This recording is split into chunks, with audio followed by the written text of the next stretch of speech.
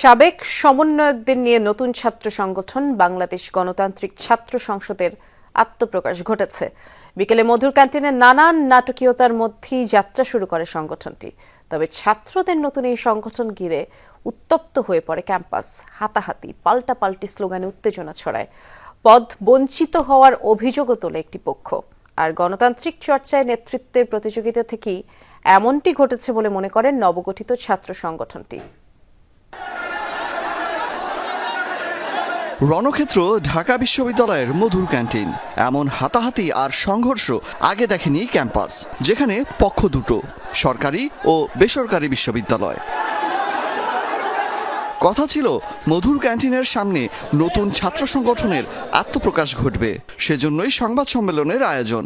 তবে তা শুরু হওয়ার আগেই বেসরকারি বিশ্ববিদ্যালয়ের শিক্ষার্থীরা সেখানে এসে বিক্ষোভ শুরু করে। এর কিছুক্ষণ পরই ঢাবি শিক্ষার্থীদের আগমন। দুপক্ষের স্লোগানে মুখরিত পুরো মধুর ক্যান্টিন এলাকা। আচমকা হট্টগোল আর হাতাহাতির সূত্রপাত। মুহূর্তেই রণক্ষেত্র পুরো এলাকা। প্রচণ্ড বিশৃঙ্খলায় সংবাদ সম্মেলনে ঘটে ব্যাঘাত। বেসরকারি বিশ্ববিদ্যালয়ের শিক্ষার্থীদের অভিযোগ, তাদের উপর হামলা করেছে ঢাবি শিক্ষার্থীরা। অভিযোগ আছে তাদেরকে দলে জায়গা না দেয়ারও। এই কমিটি আমরা মানবো না। সবার সাথে বসতে হবে। ঢাকা বিশ্ববিদ্যালয়ের ছাত্ররা প্রাইভেট বিশ্ববিদ্যালয়ের মেয়েদের উপরে গায়ে হাত তোলার আগে তাদের বুক কি একটুও কাঁপে নাই? আমরা সেটাকে প্রাইভেট থেকে প্রত্যাখ্যান করছি।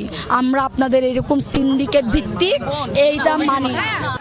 ঢাবি শিক্ষার্থীদের অভিযোগ, পুরো ব্যাপারটি পূর্ব পরিকল্পিত।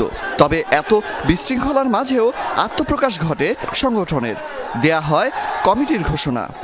আমাদের এই নতুন ছাত্র সংগঠন বাংলাদেশ গণতান্ত্রিক ছাত্র সংসদের সকল সম্মিলিত প্রাইভেট বিশ্ববিদ্যালয়, বিভিন্ন পাবলিক বিশ্ববিদ্যালয়, জেলা ও উপজেলা শহরগুলোতে আমাদের যেই সংসদগুলো হবে, আমাদের যেই শাখাগুলো হবে, সেই কমিটিগুলো আমরা অতি দ্রুত শিক্ষার্থীদের সাথে আলোচনার ভিত্তিতে সর্বসম্মতিক্রমে কিন্তু আমরা সেই প্রসেসের দিকে আগাবো।